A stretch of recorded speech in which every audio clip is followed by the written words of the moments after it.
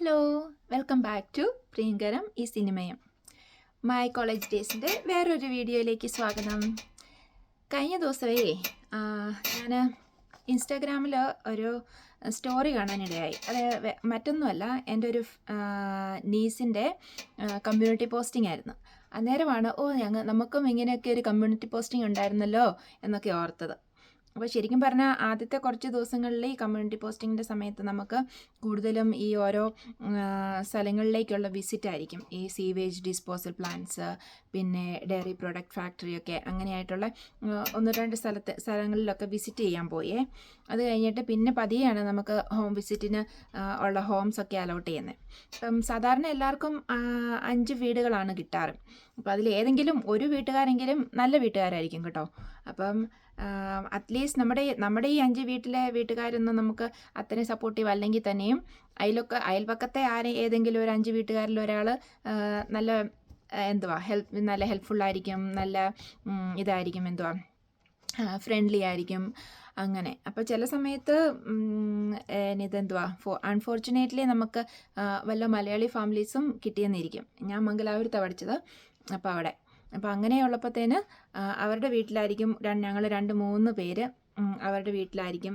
അത് കഴിഞ്ഞിട്ട് അവിടെ ഇരുന്ന് ടി വിയൊക്കെ കണ്ട് സിനിമയൊക്കെ കണ്ടിരിക്കും. പക്ഷെ എന്നാലും ഈ കമ്മ്യൂണിറ്റി പോസ്റ്റിങ്ങിനിടയ്ക്ക് നമുക്ക് ചെയ്തു തീർക്കാനുള്ള കുറേ പ്രൊസീജിയേഴ്സൊക്കെ ഉണ്ട്. അപ്പം നിങ്ങൾ ഓർക്കുന്നുണ്ടോ എന്നറിയത്തില്ല, നമ്മുടെ ഹാർമോണിയപ്പെട്ടി പോലത്തെ ഒരു വലിയ കമ്മ്യൂണിറ്റി ബാഗൊക്കെ പിടിച്ച് ഓരോ വീടുകളിലൊക്കെ ചെന്ന് urine test, blood test, haemoglobin test, അങ്ങനെ ഇങ്ങനെയൊക്കെ പ്രഗ്നൻസി ടെസ്റ്റ് അങ്ങനെ ഇങ്ങനെയൊക്കെ ചെയ്ത് ഒക്കെ ഉള്ള കാലങ്ങളൊക്കെ. അപ്പം അങ്ങനെ അത് ചെയ്ത് കാണിച്ച് നമ്മൾ ടീച്ചേഴ്സിൻ്റെ അടുത്ത് നിന്ന് സൈൻ മേടിക്കണം. അപ്പം അങ്ങനെ ഒരു ദിവസം ഏത് ഇയറിലാണെന്ന് ഞാൻ ഓർക്കുന്നില്ല. അപ്പം ഞങ്ങളീ പോകുന്ന ഒരു സൈഡിൽ ഒരു ചെറിയ പോണ്ട് ഉണ്ടായിരുന്നേ. അപ്പം എൻ്റെ ഒരു ഫ്രണ്ട് ഞങ്ങളിങ്ങനെ ഇതൊക്കെ കഴിഞ്ഞിട്ട് അയലമ്പടിയൊക്കെ ചുമ്മാ നടക്കുമ്പോഴത്തേന് അങ്ങനെ ആ പോണ്ടിൽ ജസ്റ്റ് ചെന്നപ്പോഴത്തേന് ഒരു ആമേനെ കണ്ടു, ഒരു കുഞ്ഞാമ. അപ്പോൾ അവൾ അതെടുത്തു പോക്കറ്റിലിട്ടുകൊണ്ട് ആമേനെയും കൊണ്ട് ഹോസ്റ്റലിൽ വന്ന് വെള്ളത്തിലൊക്കെ ഇട്ട്. അത് കഴിഞ്ഞപ്പോൾ പിന്നെ എല്ലാവർക്കും ഒരു സങ്കടം, അയ്യോ ഈ ആമേനെ ഇവിടെ ഇട്ട് കഴിഞ്ഞ് കഴിഞ്ഞാൽ ചത്തുപോകുമല്ലോ, അപ്പം അതിനെ കൊണ്ട് തിരിച്ച് അതിൻ്റെ അമ്മയുടെ അടുത്ത് ആക്കുന്നതല്ലേ നല്ലതെന്നും പറഞ്ഞിട്ട് ഞങ്ങൾ പിറ്റേ ദിവസം ആ അമ്മേനെ കൊണ്ട് ആ കുളത്തിലേക്ക് തിരിച്ചു വിട്ടു. ഇത് കേൾക്കുന്നവർക്ക് മനസ്സിലാവും ആരാന്നുള്ളത്, ഞാൻ പേരൊന്നും പറയുന്നില്ല. അങ്ങനെ ഒരു സംഭവം ഉണ്ടായിരുന്നു. പിന്നെ 4th ഇയറിൽ വെച്ചിട്ടാണെന്ന് തോന്നുന്നു, ഞങ്ങൾക്ക് കമ്മ്യൂണിറ്റി പോസ്റ്റിങ്ങിൻ്റെ ഇടയിൽ ഒരു ആരും ഇല്ലാത്തൊരു പാവ അമ്മച്ചി ഉണ്ടായിരുന്നേ. ആ അമ്മച്ചിയാണെങ്കിൽ ആരുമില്ല ഹെൽപ്പ് ചെയ്യാനായിട്ട്. അയൽവക്കക്കാരാണ് ചിലപ്പം ഫുഡൊക്കെ കൊണ്ട് കൊടുക്കുന്നത്. അപ്പോൾ അതിനകത്തോട്ട് കയറി ചെല്ലുമ്പോഴത്തേന് ഭയങ്കര വാടയും കാര്യങ്ങളും ഒക്കെ ആയിരുന്നു. അപ്പോൾ ഞങ്ങൾ ഈ 1.5 മാസം 2 മാസത്തോളം ഈ ഉള്ളൊരു കമ്മ്യൂണിറ്റി പോസ്റ്റിങ്ങിൽ ഇപ്പം ആ അമ്മച്ചീനെ കിട്ടിയേക്കുന്ന ഒരു സ്റ്റുഡൻ്റ് ഉണ്ടായിരുന്നു.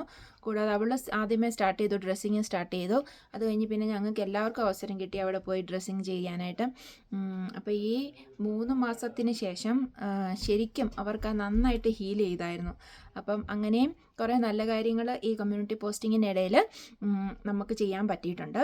അപ്പം ഇന്ന് അതാണ് ഈ പ്രാവശ്യത്തെ മൈ കോളേജ് ഡേയ്സിലെ ഓർമ്മകളിൽ വന്നത്. ഇന്നത്തെ കമ്മ്യൂണിറ്റി പോസ്റ്റിംഗ് ആയിരുന്നു. ഒരു കാര്യം പറയാൻ മറന്നുപോയി, ഞങ്ങളുടെ യൂണിഫോം ഉണ്ടായിരുന്നു കേട്ടോ. യൂണിഫോം പച്ച ചുരിദാറും പച്ച ഷോളും, പച്ച കളറിൽ. അപ്പോൾ ഒരുമാതിരിപ്പെട്ട എല്ലാവർക്കും ഒക്കെ തന്നെ പച്ച കളറാണെന്നാണ് എനിക്ക് തോന്നുന്നത്.